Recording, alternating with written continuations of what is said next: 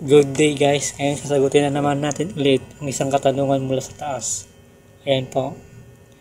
Ang tanong niya po, lahat po ba ng 5-star ay ECTEX pag galing po ng Cabanatuan to Pasay?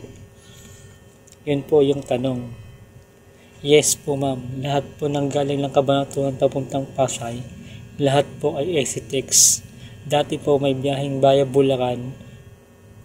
Ang oras po dati ay 5. Umaalis lang po siya ng 5 sa Cabanatuan Terminal ng 5 PM. Pero ngayon po, inalis na po yun. Kaya lahat po ngayon ng biyahe ng Cabanatuan Pasay ng 5-star ay via ECTEX po lahat.